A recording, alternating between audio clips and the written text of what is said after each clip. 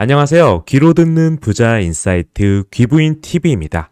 하루빠른 경제 뉴스를 통해 가지고 여러분들께 부동산 뉴스 브리핑을 전해드리고 있는데요. 가장 도움이 될 만한 기사 한 가지를 선정해서 저희가 알려드리고 있죠. 자, 바로 원픽 기사 시작해 볼게요. 자, 보시면은 오늘 저희가 준비한 원픽 기사는요. 한국경제 기사로 상가 사느니 차라리 저축 80억에서 40억 반값 통매각 속출이라는 기사입니다. 와, 이거 정말로 자극적이지 않습니까? 우리 아파트 가격이 그렇게 떨어지고 있다고 하더라도요. 실질적으로 서울 아파트 가격이 22년 전국 통계로 봤을 때 한 3% 정도 하락했었거든요. 평균으로 봤을 때요. 그런다고 봤는데 여기 지금 상가 같은 경우는 물론 개별 사례이긴 하지만 거의 40억, 절반 가까이 하고 있고요. 본문을 읽다 보면 거의 60% 이상의 할인 분양을 하는 경우도 발생하고 있습니다.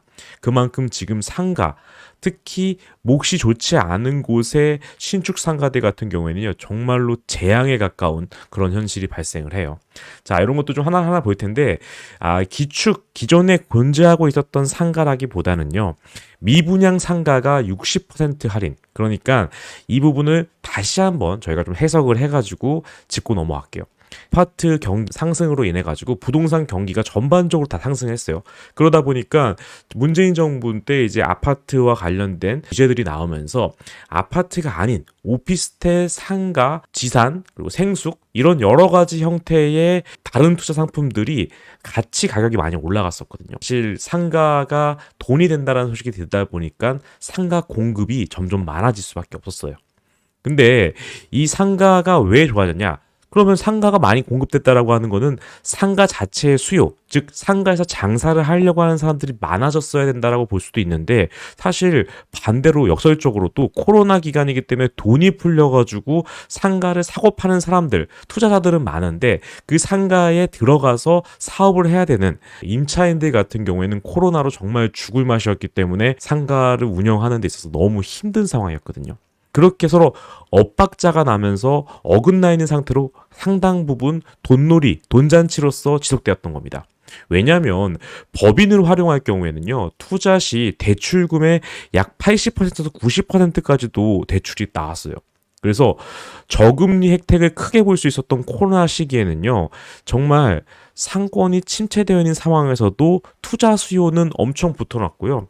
그리고 먼 미래에 공급되는 상가 분양 같은 경우에는 당장 임차인을 맞출 필요가 없기 때문에 상당히 높은 고분양가임에도 불구하고도 대부분 다 완판되거나 선전했던 겁니다. 이제 코로나가 끝나면서 금리도 인상하고 그렇게 분양했던 상가들이 잔금을 치르고 입주를 해야 되는 상황이 된다고 했을 때 임차인이 맞춰지지 않고 너무 대출 이자도 늘어났기 때문에 그 이자비를 감당이 안 되고 그러다 보니까 총체적인 난관에 봉착하게 된 거죠. 그렇기 때문에 사실상 이게 정말로 그 높은 금리 인상이라는 사태가 대출금을 80에서 90%까지 받을 수 있었던 그 장점이 독이 되어 돌아왔던 겁니다.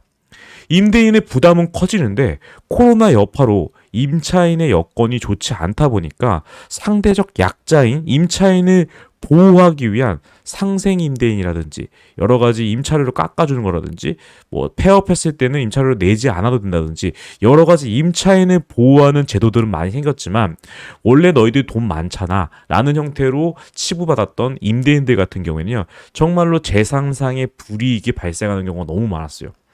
왜냐하면 은행에서 이자를 깎아주지는 않았고 임대료는 깎아줬잖아요. 그러다 보니까 정말 버티다 못해서 공실이 발생할 경우에는 높은 이자비뿐만 아니라 관리비까지 나가야 되기 때문에 임대인들은 그야말로 정말로 피가 마를 지경이 된 겁니다.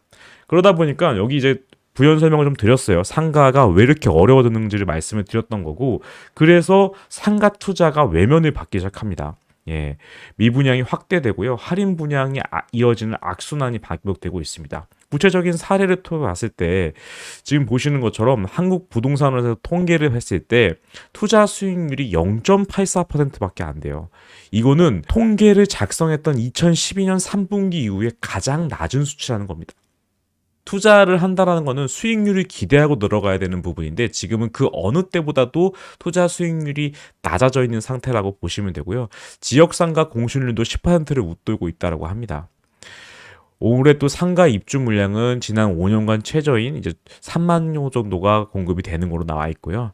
그러다 보니까 상가 침체가 이어지는데 분양이 채 되지 않는다라고 했을 경우에 이미 적체되어 있는 미분양 건들이 있는데 이미 건물 여기 사진처럼 지어졌다. 임대문의를 아무리 해도 안 돼요.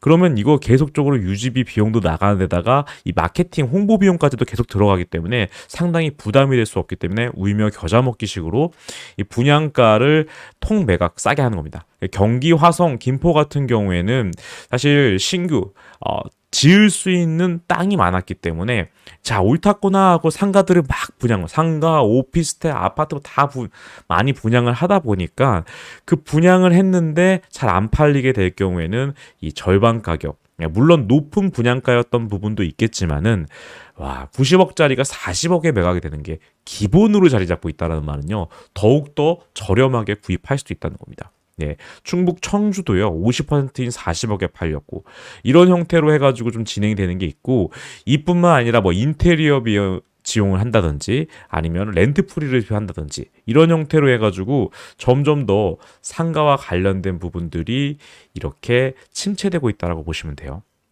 자, 이게 어느 정도로 심각하냐면요. 여기 보시면 집합상가 투자 수익률이 지속적으로 감소하고 23년 1분기에 마침내 1%도 안 되는 형태예요. 이게 좀 잘 체감이 안 될 수도 있으실 것 같아서 좀 설명을 여기 나와 있는 걸 보면요. 1억 원으로 소규모로 상가를 샀다가 3개월 후에 매도를 하면은 기대되는 값이 총 58만 원이라고 되어 있는 거예요. 이 투자 수익률을 봤을 때. 근데 같은 기간 동안에 연 4%짜리 시중은행의 정기예금 어떻게 되죠? 기본적으로 봤을 때 거의 리스크가 없다라고 볼 수 있는 예금자 보호까지도 본다고 했을 때는 없다라고 봐도 무방한 그런 곳에서 나오는 수익률이 3개월 수익률이 99만 원입니다. 예. 즉 그 리스크가 높은 상가를 투자를 했을 때에 발생할 수 있는 수익률이 아무 리스크가 없는 은행에 넣었을 때보의 절반 수준밖에 안 된다라고 하는 건요. 정말로 투자의 메리트가 전혀 없다라는 걸로 해석이 될 수도 있을 것 같습니다. 자, 그래서 지금처럼 상가 투자와 관련된 부분들이 엄청나게 힘들어지고 있는데, 자, 여러분들 제가 말씀드리고 싶은 거는, 자, 이런 기사를 봤을 때, 야, 상가 투자하지 마세요. 상가 투자하면 큰일 납니다. 라고 접근을 하는 건요, 이미 상가 투자가 열풍이 불고 있을 때 말씀을 드렸어야 되는 부분이에요. 자, 반대로 한번 해석해 볼게요. 지금 어떻죠? 22년 6월 아파트 경매 낙찰률과 낙찰가율이요, 전월보다 다 동반 상승을 했어요. 전국 아파트 낙찰률은 32.9%로 전달 대비 11.3% 상승했고 낙찰 가율은 78%로 전월 대비 2.1% 상승했습니다. 지금 아파트 경매는 훈풍이 불고 있고요. 특히 강남 3구 같은 경우에는 정말로 높은 가격에 진행이 되고 있기 때문에 이런 걸로 봤을 때는 야 아파트 경매에 참여해야 되다라고 생각하실 수도 있을 것 같아요. 근데 저는 조금 더 투자자라고 하면은 생각의 전환이 필요하다고 생각을 합니다. 자, 왜냐면 지금 상가와 관련된 거는 엎친 데 덮친 격으로 이 당시에 부동산 경기가 상승장일 때 아파트 규제로 인해서 상가 분양이 활성화되었다고 하죠. 지금 신규적으로 나오는 것들은 줄어들었지만 이 어려운 상황에서도 이미 짓고 있던 상가들이 계속 공급이 됩니다. 서울 수도권뿐만 아니라 지방시장에도 신규 상가들은 앞으로도 계속 공급이 될 거예요. 근데 말씀드렸던 것처럼 신축 상가는 분양을 위한 마케팅 비용과 인센티브 등이 분양가에 포함이 되어 있었어요. 어제 제가 뉴스에서 말씀드렸던 것처럼 강북 수유 팰리스 고분양가와 같은 원리였던 겁니다. 정말로 한창 상가도 잘 나갔을 때는 비싸더라도 같이 뭐 예상 수익률이라는 달콤한 그런 감언이설로 속여가지고 이게 그만한 가치가 있다라고 얘기를 했지만 지금 나온 화성과 김포처럼 신도시 상가는요 초기 임차를 맞추기가 어렵고 장기 공실이 발생할 경우에는 임대료를 낮추거나 렌트프리를 제공해야 되기 때문에 수익률을 맞추기가 어려워요. 수익률뿐만이 아니라 그냥 임차인에 맞추는 것 자체가 너무나 어렵습니다. 그러니까 어떤 상황이 발생을 하냐면요. 이렇게 고금리로 금융 비용을 감당하기 어려운 개발업체가 할인 매각을 해가지고 50%씩 땅 하고 정말 손절하고 나아가는 거예요. 그러면 그 주변에 있는 상가들이 없을까요? 이 신축 상가들 근처에는 기존 상가들이 있는데 아무래도 아파트처럼 상가도 신축이 좋을 거 아니에요. 근데 그 신축 상가 인근에 있는 상가들, 그런 상가들의 가격에 크게 영향을 줄 수밖에 없습니다. 네. 지금 상권이 여기가 더 형성이 잘 돼 있고 내가 기존에 여기서 계약을 하고 있었더니만 저기 신축 상가로 가면 시세도 훨씬 좋고 렌트 프리도 한 6개월 정도 주고 뭐 여러 가지 혜택도 인테리어 비용 정도 지원을 해준대. 그러면 정말 장사를 잘하는 그런 임차인 같은 경우에는 신축으로 이사를 갈 수가 있는 거죠. 그러니까 기존 상가도 참 쉽지 않은 거예요. 그러다 보니까 제가 말씀드리고 싶은 거는 여러분들이 이렇게 신축 상가가 이슈가 발생을 했다고 해가지고 통매각하는 걸 40억짜리를 탁 하고 사실 수 있는 분들이 아니잖아요. 그러면은 여러분들은 이런 기사를 보고 그렇게 신축 상가로 대거 50% 할인되면서 매각하고 있는 지역이 어딘지를 보고 그 인근 지역의 소규모 구분 상가들의 시세의 흐름을 보는 겁니다. 거기가 이제 나름대로 상권이 발생하고 있고 어느 정도 유지가 되고 있는 건데 인근의 대규모 신축 상가 공급으로 인해 가지고 주춤하면서 그 상가들이 공실이 발생하고 임대료가 크게 꺾이는 상황이 발생한다라고 했을 때는요. 거기를 갖고 있는 임대인 건물주, 상가주의 입장에서 봤을 때는 정말로 공포스러울 수밖에 없어요. 왜냐하면 여러분도 알다시피 보통의 경우 상가와 오피스텔은 월세를 받기 위해서 즉 현금 흐름을 확보하기 위한 투자가 대부분인데 높은 금리로 인해서 아까 말씀드렸던 것처럼 안전한 은행 예금이 리스크 높은 상가 투자보다 훨씬 매력적인 거예요. 그렇기 때문에 지금 대출을 많이 받고 부푼 꿈을 안고 진입했던 그런 구분상가주들 같은 경우에는 공시사태까지 겹치게 되면요. 정말로 패닉이 돼서 싸게 매각을 하거나 아니면 무리하게 투자했던 분들 같은 경우에는 입지가 좋은 곳에 있는 매물도 경매에 나오는 그런 형태가 많다는 겁니다. 자, 여기에 투자적 인사이트가 있는 거예요. 입지가 좋은 곳임에도 여러 가지 상황에 인해서 공실이 발생하거나 아니면 매각이 되거나 싼 가격이 나오거나 급매로 나오거나 아니면 경매로 넘어간 물건들이 있을 때 여러분들이 그거를 노려보는 거예요.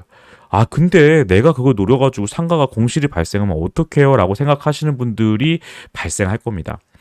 그래서 제가 좀 착안을 하고 있는 부분은요. 여러분이 본인이 거주하고 있는 집 근처에 내가 잘 알고 있잖아요. 내가 잘 알고 있는 곳에 투자를 하셔야 돼요. 그러니까 내가 거주하고 있는 곳에 여기 상가살이 정말 좋고 여기에 뭐 이거 들어오면은 정말 잘 될 것 같은 곳인데 여기가 왜 경매로 넘어갔지? 여기가 왜 이렇게 공실이 장기화되지? 뭐 이런 형태의 여러분들이 센싱을 하고 있는 그런 입지라고 하면요. 그런 곳에 또 마침 경매에 물건이 나온다라고 하면은 저렴한 가격에 낙찰을 받아서 여러분들이 직접 임대인을 구하거나 임대인을 구하지 못할 경우에는 가까운 곳이니까 무인 점포 같은 것들이 직접 운영을 해가지고 사업 자체도 도전을 해봐가지고 공실이었던 싼 것들을 본인이 직접 사업을 해가지고 상가의 가치를 높이고 거기다가 상가 경기가 회복되고 금리가 낮아지는 등 여러 가지 지금 최악의 상황이기 때문에 개선되는 상황이 발생했을 때 그것들을 매도를 하게 되면은 지금처럼 다시 살아난다고 했을 때 언제까지 살아날지 모르는 아파트 시장과는 다르게 바닥을 치고 있는 이런 상가와 관련된 거는 흐름을 갖고 지켜보면서 투자 타이밍을 보시는 것도 좋다라는 말씀입니다. 자, 왜 이런 얘기를 제가 드리냐면요. 이제 사실은 여러분들 잘 많이 들었던 게 상가도 상가지만 꼬마 빌딩과 관련된 붐 정말 어마어마했죠. 단기적으로 1년, 2년 만에 몇십억 차익을 보면서 팔았는데도 그 이후에 새로운 매수한 사람이 또 6개월 만에 몇십억을 붙여가지고 팔더라도 정말 제한적인 개수밖에 없는 서울 수도권의 꼬마 빌딩 같은 경우에는 엄청난 투자 붐이었어요. 근데 말씀드렸던 것처럼 꼬마 빌딩이라도 결국에는 상가와 비슷한 형태이기 때문에 오피스와 상가들이 공실이 발생하게 되면은 그 높은 이자율을 감당을 못 해가지고 휘청거리는 것들이 나왔었거든요. 그래서 이것도 낙찰가율도 떨어지고 되게 침체가 되면서 거래량도 완전 동결이 됐었는데 지금 지난 5월에 서울 지역 꼬마 빌딩 평균 낙찰가율이 116.2%로 나왔어요. 즉 꼬마 빌딩 아직 거래량은 붙진 않았지만 그렇게 바닥으로 곤두박질쳤던 꼬마 빌딩 그 부분이 이쯤 되면은 가격이 많이 좀 저렴해진 것 같아. 내가 뭐 100억으로서 엄두도 못 냈던 것이 지금 80억대까지 내려왔네. 그러면 나도 한번 도전해 볼까? 라고 하는 고액의 자산가들. 그러니까 지금 오히려 큰 돈, 아까 말씀드렸던 80억짜리가 40억에 나왔을 때 그 40억을 베팅할 수 있는 사람들 같은 경우에는 고액의 자산가들이죠. 그렇게 통매각 했을 때 내가 매수를 해가지고 아주 저렴하게 후려쳐서 들어간 다음에 안정화되면 차익을 보겠다. 돈 많은 분들의 전략이에요. 즉, 돈 많은 분들이 꼬마 베이팅에 다시금 돈을 붓고 있다라고 생각을 하실 때는 이 온기가 결국에는 상가와 같은 구분상가와 같은 저희 같은 서민들이 투자할 수 있는 부분까지도 내려올 수도 있다라는 생각을 가지시고 투자적 관점으로 지켜보시면서 관심 가지시기 바랍니다. 오늘 제가 준비한 원픽 기사는 여기고요. 기사를 볼 때도 하나에 대응해서 보고 와, 이게 진짜 심각하네. 나 상가 투자 안 하길 잘했어라고 생각하시는 것보다는 와, 이제는 상가가 정말 바닥이라고 하면은 상가는 도대체 언제 회복될까? 내가 만약에 상가 투자를 해가지고 구입을 했는데 공실이 발생하면 그곳에 어떠한 비즈니스를 해볼까, 이런 형태로 준비를 해보신다라고 하면요, 좀 더 좋은 타이밍에 큰 수익을 볼 수 있는 투자 결정을 하실 수 있을 거라고 생각합니다. 여러분들 도움 되셨다면요, 구독, 좋아요 부탁드리고요. 저는 매일 밤 10시 여러분 곁에서 생방송으로 뉴스 브리핑 해드리고 있으니까 꼭 라이브 때 찾아와 주시기 바랍니다. 감사합니다.